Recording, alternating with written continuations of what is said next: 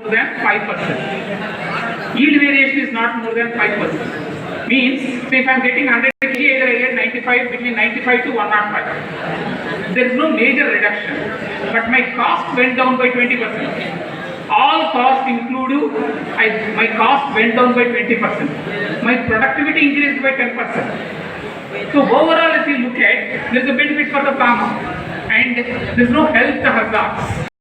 So the cost on health went down significantly.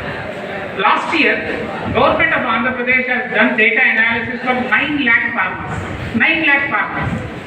9 lakh farmers data shows that yield has not reduced even by 5%. That shows that more farmers doing, more sustainability comes in.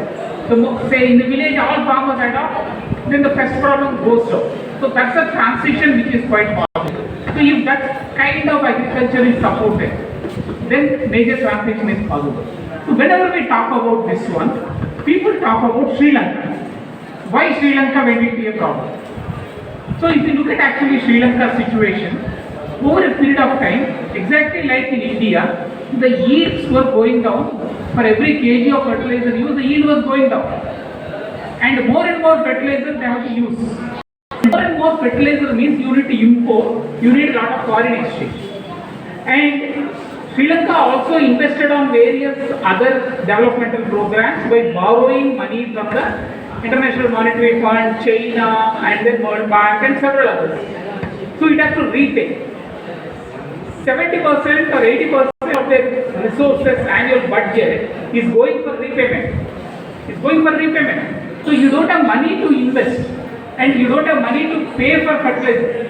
So that's why they decided to actually make a transition. But it was in a very later stage when already yields are gone down. You don't have even fertilizers. See, you already have a fever and you don't have a medicine. So what you need to do is, initial stages itself, we need to identify how do we make the change. That didn't happen in Sri Lanka. And mind you, Tamil Nadu is not far away. So your loan, how much debt state has? Nearly 6 lakh crores? 7 lakh crores. Imagine if a state like Tamil Nadu has 7 lakh crores, what is their interest rate per year? How much budgetary allocation has to be made to repay that? So soon you are also going to face the same problem. Punjab is 55 lakhs. Andhra Pradesh is 45 lakhs. So we are all getting into the same boat. At least initially we need to identify our problem and then make a transition. See, if you are using natural resources, it is your own resources, you are not paying for them. If you are getting from outside, you need to pay. So that's where actually transition is very, very critical. Coming to the profitability. See, if your cost comes down, or if your cost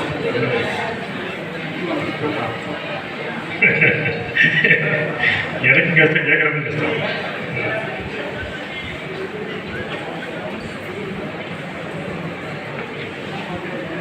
இப்போது நம்ம இதனுடைய அதிகமாக பயன்படுத்துவது ஆற்றல்களை பயன்படுத்த வேண்டியிருக்கிறது. நான் ஏற்கனவே சொன்னது போல நிலக்கரிகளுடைய பயன்படுத்த காலத்துக்கு பிறகு முடியாது, தீர்ந்துவிடும். எனவே அணு மின்சாரத்துக்கு போகிறாங்க, அணு ஆற்றலுக்கு போகிறாங்க. இதற்கு என்ன செய்ய வேண்டியிருக்கிறது? அதிகமான பணத்தை செலவழிக்க வேண்டியிருக்கிறது, அதிகமாக கடன் வாங்க வேண்டியிருக்கிறது. அது ஒரு பக்கம். இன்னொரு பக்கம், இதே நிலைமை உழவர்களுக்கு வருகிறது. இந்த உழவர்கள் இடுகிற அந்த அதில் போடுகிற முதலீடுக்கு இருந்தால் போல கிடைக்கவில்லை. இந்த வழி இல்லாமல் இங்கே நம்மாழ்வார் அவர்கள் அதற்கு வாய்த்த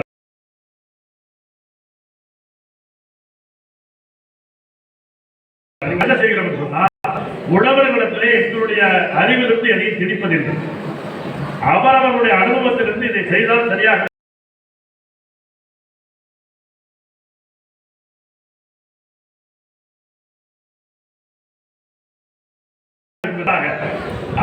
உழவர்களையே திறத்தினுடைய ஊற்றுக்கண்ணாக பயன்படுத்தி அவர்களை வைத்து அதை மேம்படுத்துகிறோம். அதனுடைய விளைவாக இன்னைக்கு 2004 2020 வரையிலும் நாம் கணக்கிட்டு பார்த்தால் அங்கே ஆந்திராவில் 50 விழுக்காடு இந்த பூச்சிக்கொல்லிகளுடைய பயன்பாட்டை குறைத்து விட்டோம். அப்படியான வாய்ப்பு என்பது ஒவ்வொரு கிராமமாக உருவாக்குவதனுடைய விளைவாகத்தான். அதற்கான மாற்றாக என்ன செய்கிறார்கள்? வேப்பக்கரைசலை செலுத்துகிறார்கள் அல்லது இந்த புகையிலையுடைய கஷாயத்தை போடுகிறார்கள். இப்படி அவர்களே மாற்றுகளை கண்டுபிடித்து செய்கிறார்கள். ஏன்னா நம்முடைய மரபிலே அது இருக்கிறது. எனவே அந்த மாதிரி மாற்றுகளை செய்கிற போது ஒவ்வொரு கிராமத்திற்கும் ஒவ்வொரு சூழலுக்கு ஏற்றாற் போல பல்வேறு விதமான மாற்றுகள் வருகிற போது அதற்கான செலவு குறையும். எனவே அந்த செலவு குறைவது என்பது அவர்களுடைய வருமானத்துடைய பாதிப்பை குறைக்கிறது. அடுத்தது, இதை அரசாங்கமும் செய்கிற போது இதற்கான வாய்ப்புகள் அதிகமாக அடுத்த கட்டத்திற்கு கேட்கிறார் சொன்னால் இதனால உற்பத்தி திறன் அதிகரித்திருக்கிறதா, ரூபாய்க்கு கிடைக்கிற விளைச்சல் அதிகமாக இருக்கிறதா என்று கேட்கிறார். ஆனால் உண்மையாக அதிகரித்தான் இருக்கிறது. ஒவ்வொரு இந்த ஒரு கடந்த 6 ஆண்டுகளுடைய அனுபவத்தை நாங்கள் ஆந்திராவிலே சோதித்து பார்த்தோம். கவர்மெண்ட் அரசாங்கமே பார்த்தது கிட்டத்தட்ட 9 லட்சம் உழவர்களை ஆய்வு செய்து அது முடிவுக்கு வந்தது. ஏற்கனவே இருக்கிற தொடர்ச்சியாக இருக்கிற விளைச்சலில் ஒன்று 95 விழுக்காடாக குறைகிறது அல்லது 105 விழுக்காடாக அதிகரிக்கிறது. அதிகபட்சம் போனால் 5 விழுக்காடு தான் மாற்றங்கள் அதனுடைய விளைச்சல். ஆனால் அவருடைய லாபத்தில் 20 விழுக்காடு உயர்ந்திருக்கிறது தொடர்ச்சியாக. எனவே இதை அரசாங்கத்துடைய கணக்கு ஒரு மிக 9 லட்சம் உழவர்களை இந்த இயற்கை வேளாண்மைக்கு மாறிய உழவர்களை அவர்கள் சோதித்து பார்த்த பிறகு கணக்கிட்டு பார்த்த பிறகு வந்திருக்கிற முடிவு. ஏனென்றால் அதனுடைய செலவுகள் குறைக்கிறது என்பது மிக முக்கியமானது. இன்னொன்று, இதனுடைய கொஞ்சம் கொஞ்சமாக இதனுடைய விளைச்சல்கள் அதிகரித்துக் கொண்டே இருக்கிறது. அதனுடைய நிலத்தினுடைய வளத்தை அதிகரிப்பதனால. இதற்கு மாறாக இவர் இன்னொரு ஒன்றை சொல்கிறார்கள். உற்பத்தி திறன் அதிகரிக்காது என்பதற்கு நீங்கள் இந்த இயற்கை வேளாண்மைக்கு போனால் விழுந்து விடுவீர்கள் என்பதற்கு இலங்கையை உதாரணமாக சொல்கிறார். இலங்கையில் இந்த இயற்கை வேளாண்மைக்கு திடீரென்று மாறியதால் தான் மிகப்பெரிய வீழ்ச்சிக்கு போனார்கள். மிகப்பெரிய பொருளாதார நெருக்கடிக்கு அவர்கள் IMF பணத்திலே சைனாவிலே பல்வேறு அந்த உலக வங்கியிடத்திலாம் பணம் வாங்கி 70% ஏற்கனவே கடனாளி ஆகிட்டார்கள். அதற்கு வட்டி முதல் திரும்ப கொடுப்பதற்கு அவர்கள் பணம் இல்லை. இந்த நிலையில் இறக்குமதியை சார்ந்தான் அவர்கள் இந்த பூச்சிக்கொல்லிக்கோ அல்லது ரசாயன உரத்திற்கோ இறக்குமதி சார்ந்தான் இருந்தார்கள் இலங்கையில். அந்த இறக்குமதி பணம் கட்டுவதற்கு இவர்களுக்கு வெளிச்செலாவணி இல்லை. அந்த நெருக்கடியின் காரணமாக திடீரென்று நீங்கள் இந்த உரம் கிடையாது, பூச்சிக்கொல்லி கிடையாது, நீங்கள் இந்த ஆர்கானிக் இயற்கை வேளாண்மைக்கு மாறுங்கள் என்று தெரிந்த போது ஒன்றும் செய்ய முடியவில்லை. ஏனென்றால் ஏற்கனவே சொல்வதற்கு பணம் இல்லை, இருப்பதற்கு கொடுப்பதற்கு பணம் இல்லை என்ற சிக்கலை அவர்கள் செய்வதை ஒரு முன்னெடுத்துக்காட்டாக நடத்தி கொண்டு அதுதான் தோல்வி என்று கருத வேண்டியதில்லை. ஆனால் இலங்கைக்கு ஏற்பட்ட நிலைமை என்பது வெவ்வேறு வகையில் ஏற்பட்ட அந்த மிகை செலவு கடனாளியாக மாறியது. இன்றைக்கு தமிழ்நாடு 7 கோடி கடனிலே சிக்கியிருக்கிறது. இதற்கு வட்டி செலுத்த வேண்டும். தமிழ்நாடு மட்டுமல்ல, பஞ்சாப் 55 லட்சம் கோடி கடனில் இருக்கிறது. ஆந்திரா 45 லட்சம் கோடி கடனில் இருக்கிறது. இப்படி ஒவ்வொரு மாநிலமும் கடனில் இருக்கிறது சொன்னால் இதிலிருந்து ஒவ்வொரு விவசாயியும் மீட்பது என்பதுதான் அதற்கான மாற்று. அப்படி போகாமல் வேறு இடமே கிடையாது. எனவே இப்போது நாம் சிந்திப்பதை தவிர வேறு வழியே மாற்றுகளை சிந்திப்பதை தவிர வேறு வழியே கிடையாது என்ற நிலையில் தான் இதை நான் பேசுகிறேன். Profitability. So whether the farmers can get a good income if they make a transition, this is what everybody asks. So what is the income farmers today are getting if you look at the last 75 years? After 75 years, today the average income of the farmer per month is around 8,600 rupees. And this is the average of all farmers who has a big and small land and all together. And if you take only small and marginal farmers who farms about 83% of the farmers. All farmers, there are about 83% of the farmers are small farmers. Their income is less than 6,000 rupees per month. 6,000 rupees per month, if you take annual income, what is the total income they are getting? So if you look at the cost wise, how much they are investing and then how much money they are getting, every year you only see a gap which is a negative gap, which is not a positive gap. So I am spending more to get less income. That's what is happening. And even the minimum wage, so today minimum wage is what? 700 rupees, 554 rupees is the minimum wage in the country for a skilled labor. Even 554 rupees per day is not working out for a farmer. So many farmers feel it is better to go for a labor work than actually doing. And the labor shortage which we talk about is mainly because agriculture is not very viable and we are not able to pay 500 rupees to the labor. So farmer is unable to afford the labor. Second issue also happened over a period of time is the drudgery. See, why after 75 years of independence, still we have not invented tools to make life simple. No? Harvesting simple. Why should we use the same sickle? The sickle which invented in Indus Valley civilization we are using today. What happened to the 16 research institutions in this country? What did they invent? Why women should bend and sew even today? Why? After 60 years, you know, in 1 acre, if transplanting has to be done or a seed has to be sown, they have to walk 16 kilometers. In 1 acre, they are walking like this, they have to walk in a bed position 16 kilometers. Imagine any one of us actually walking like that. Why are we not inventing tools for that? Instead, what we are doing is, we are not inventing tools to help women to do better job. We invent a big machine, we actually bring it from Western countries, replace women. So you are actually replacing labor rather than actually empowering labor to do a better work. Any one of us needs tools. Say, I need a mobile phone. Help me.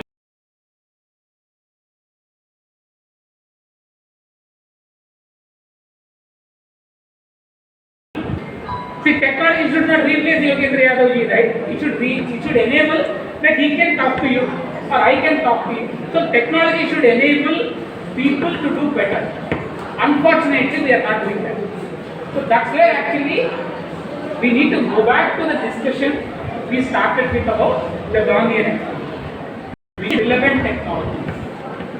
We need a system where people can work together. We need a circular economy.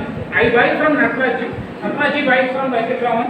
So we all may be spending the same money, but all of us get a benefit out of it. Today what we are doing, all of us are actually spending money and paying to somebody else outside. So that has to change. So towards that, what we try to do is organize farmers into cooperatives, help rural youth to produce inputs, help farmers to make their own inputs, or an entrepreneur to produce for them, so that money remains in the village. So if 1 crore rupees which is spent on inputs remain in the village, there is an additional income village gets. In addition to the price which they get for their product, they get this income. Productivity is a myth actually at the national level. Today we are producing 300 tons of grain, 300 million tons of fresh fruits and vegetables. If India eats 3 times a day, we need only about 90 million tons. What is happening to the rest of the thing? It is all getting rotted in the warehouses. Even if our yield goes down by 3 times, our production goes down by 3 times, nothing is going to happen. We have that much yield which we are going to produce. 300 million tons of fresh fruits and vegetables, we eat only 20 million tons. The rest of it is actually rotting because you don't have infrastructure facilities. So what we need to do is bring efficient infrastructure, bring efficient storage, invest there, and then diversify. Why only rice and wheat? Diversify, produce more, produce millets, produce pulses, produce oil seeds. Why are we importing pulses and oil seeds and trying to export rice? Which is completely a bad situation, because every rice you are exporting, every kg of rice you are exporting 5,000 liters of water. And there is a cost behind that. It's not just water. If Tanjavur exports rice, where are you getting water? You had a long fight with Karnataka and got water, and now you are actually exporting it to some other country. So you are also not getting a benefit out of it. So why are we not utilizing it efficiently? Instead of 1 acre of rice, we grow 10 acres of pulses. So instead of importing pulses from outside, why not we support pulses? And pulses doesn't need fertilizer. So I am not buying fertilizer. So instead of subsidizing fertilizer, why subsidize pulses? You can easily increase the pulse price by 2,000 rupees per quintal. Because you are not using that fertilizer, so you are not buying urea. So instead of that one, directly support. So the support system should change. So in the policy level, the support system should change. So the one hand, we need to get farmers together, organize themselves, so that they can do a better planning. So why government of Tamil Nadu or government of India should plan what crop should be grown? Let the farmers decide what is good for them, what is suitable for them. Based on that, let them make a plan. Let the state decide what to procure. Why center should decide what to procure, where to procure and distribute? Let the state decide. Say your entire Tamil Nadu requires so much of rice, so much. So this year you may not distribute rice, you may actually distribute millet. Today that is not happening. And what to procure also can be a decision by the state. Because this year if the rice prices are good, say wheat prices are good this year, and government started saying farmers should sell to government only. Why? If farmer is able to sell outside, get a better price, allow that, and then buy something else from farmer. The farmer is unable to send say tomato. Buy that and distribute to places where it is required. So it should not be a fixed policy of procurement and distribution. That should change. So farmers cooperatives, FPOs, they can really do well. But what is required is, today we are not teaching people how to manage. So expecting that farmers will manage on their own also will not happen. You need to invest on that. You need to train people. So women self-help groups today are able to do it because government invested over 10 years period. Build them, help them, save, sell, all that. So similar exercise has to be done with the farmers cooperative. Today there are a number of initiatives across the country about farmer cooperatives, and if that can happen, they can actually become a good platform on which actually agriculture can make a transition.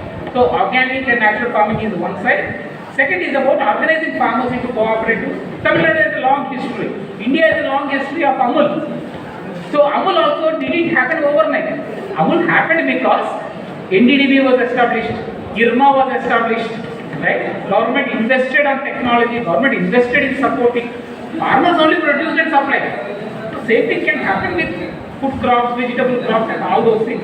Farmers can produce and supply, but a good planning is required, good support is required, good institution is required. இதில் அடுத்த செய்தி என்பது உற்பத்திக்கு பிறகு உற்பத்தி திறனுக்கு பிறகு அடுத்தது இது லாபகரமானதா என்பது இந்த இயற்கை வேளாண்மை என்பது லாபகரமானதாக இருக்க முடியுமா என்பது அடுத்த கேள்வி.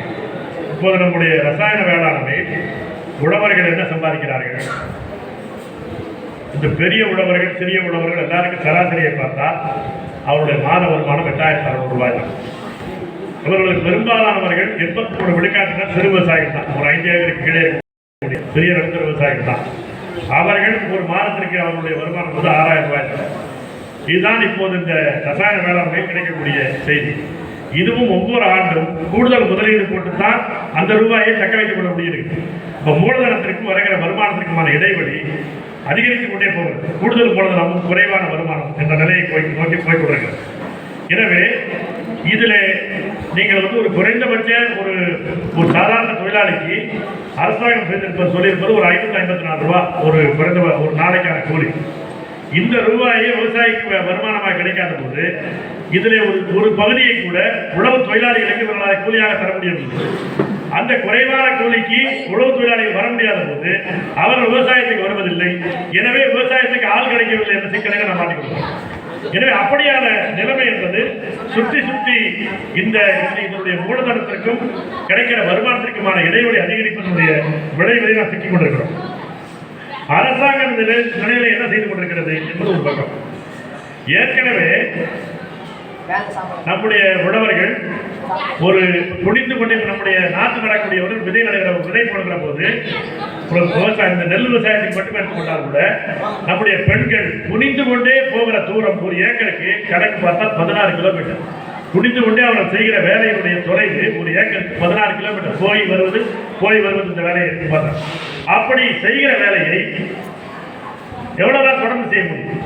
அதற்கு கிடைக்கிற கூலி குறைவாக இருக்கிற போது எப்படி செய்ய முடியும்? இப்ப நம்முடைய ஆராய்ச்சி நிலையங்கள் இருக்கிறது, அந்த பொறியியல் ஆராய்ச்சி நிலையங்களாக இருக்கிறது. அது இந்த விவசாயிகளுக்கு துணை செய்வதற்கான கருவிகளை எப்படி உற்பத்தி செய்வது, அந்த வேலையை எளிமைப்படுத்துவதற்கான துணை கருவிகளை எப்படி செய்வது, எந்த ஆராய்ச்சிக்கு பதிலாக பெரிய பெரிய எந்திரங்களை எப்படி உருவாக்குவது, இறக்குமதி செய்வது என்பதை அப்ப செய்கிறார்கள். விளைவு என்னவென்றால் இருக்கிற தொழிலாளிகளுக்கு துணை செய்கிற கருவிக்கு பதிலாக அந்த தொழிலாளிகளை அந்த உழைப்பிலிருந்து வெளியேற்றக்கூடிய பெரிய எந்திரங்கள் தான் வருகின்றன. அப்படி வருகிற போது மேலும் மேலும் அதற்கான கடன் பெற்று தான் அந்த பொருளை கருவிகளை வாங்க வேண்டியிருக்கிறது, பெரிய இயந்திரங்களை வாங்க வேண்டியிருக்கிறது. விவசாயிகள் வெளியே போகிறார்கள். இதிலிருந்து மீள வேண்டும் என்பதற்காக காந்திய பொருளாதாரம் வழிகாட்டுகிறது. ஒரு காந்திய பொருளாதாரத்தினுடைய மிக அடிப்படையே ஒரு குறிப்பிட்ட கிராமத்துக்குள்ளேயே பண சுழற்சி இருக்க வேண்டும். ஒரு வட்ட வடிவத்திற்குள்ளே கிராமத்திற்குள்ளே பண சுழற்சி இருக்க வேண்டும்.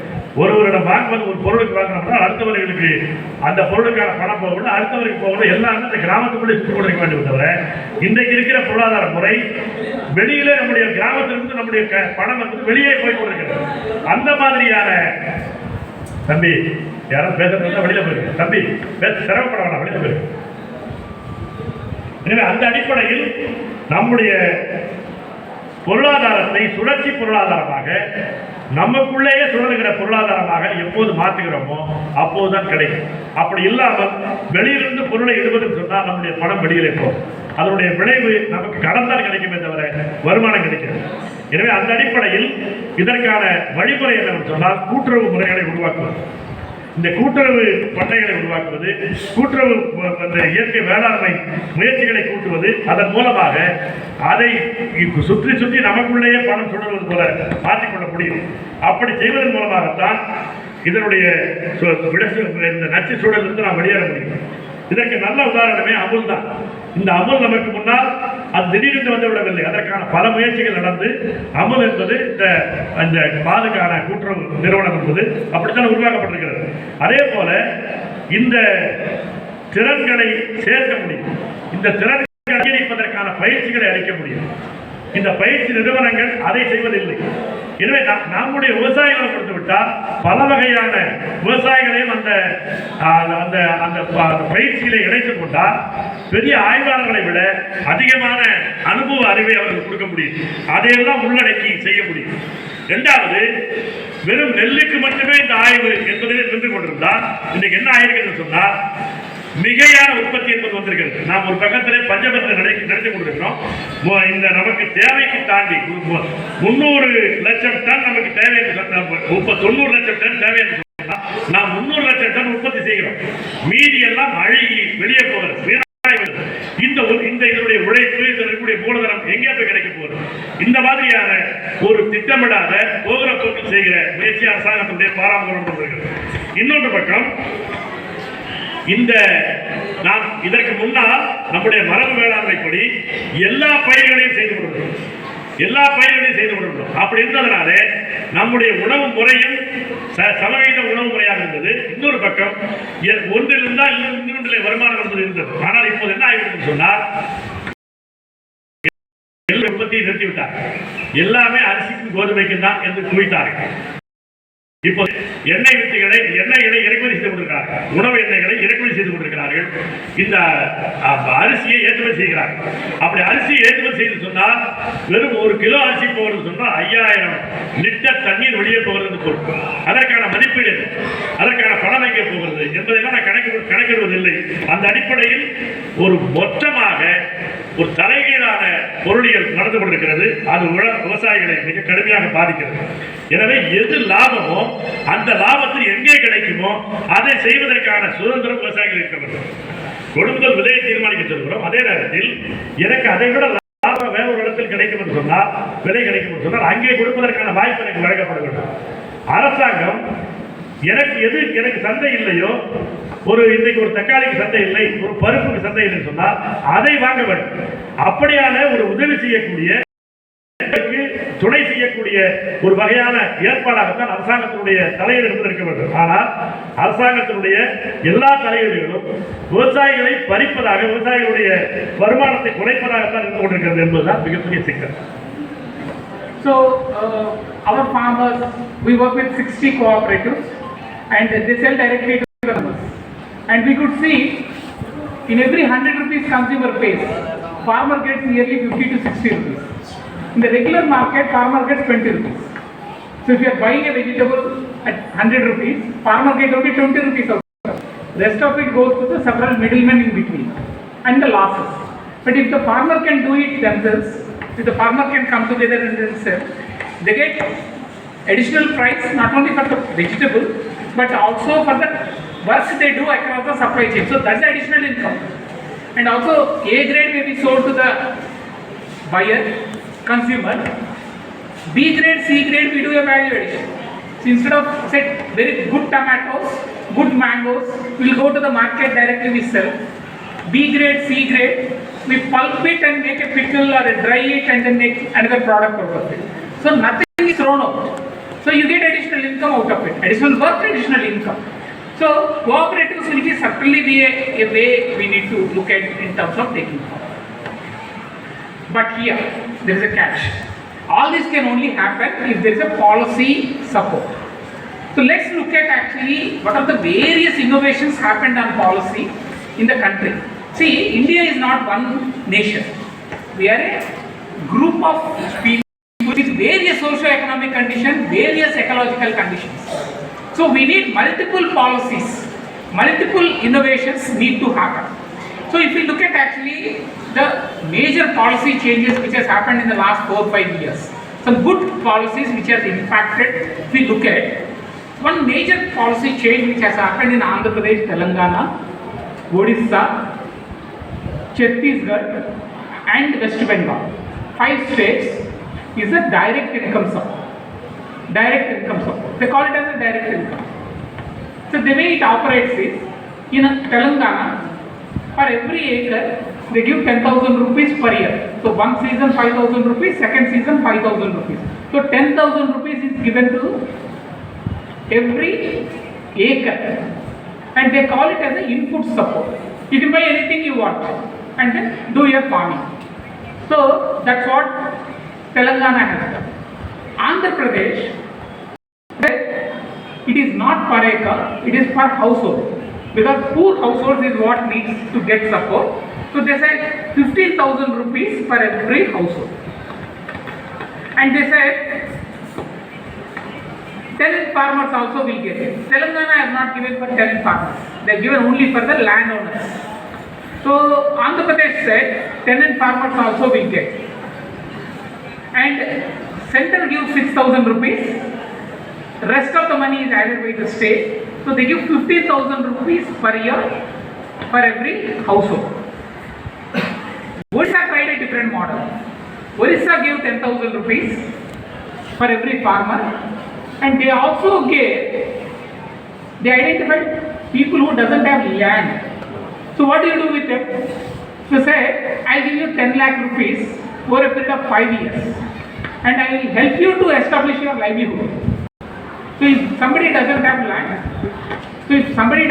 land, they need some support to establish a livelihood. So I may buy cow, I may buy a buffalo, I may do a goat, or I may do a compost, or I may do something else. So to do that, I support up to 10 lakh rupees over 5 years. 5 years. So every year I give you some money, so that in 5 years you get 10 lakh rupees. And then every family will get 10 lakh rupees if you don't have a land. So if you have a land and if you are doing agriculture, you will get 10,000 rupees per year. So which means about 50,000 rupees. But if you don't have land and you need support, so over a period of 5 years I will invest in you. So this is it's called Kalia in Odisha. West Bengal called it as Karshak Bandhu. There is a scheme called Karshak Bandhu where every farmer will get 10,000 rupees. Again, West Bengal. Chhattisgarh looked at a different model. They said it is not land wise, it is not household wise, it will be a crop wise. So if you do sugar cane, you will get 13,000 rupees. If you are doing paddy, you will get 10,000 rupees. And in addition, they also fixed prices. So rice, paddy prices they fixed at 2,500. So 700 rupees for every quintal they added from their side, from the state. So whatever the pay is the state, the center price, state will add 700.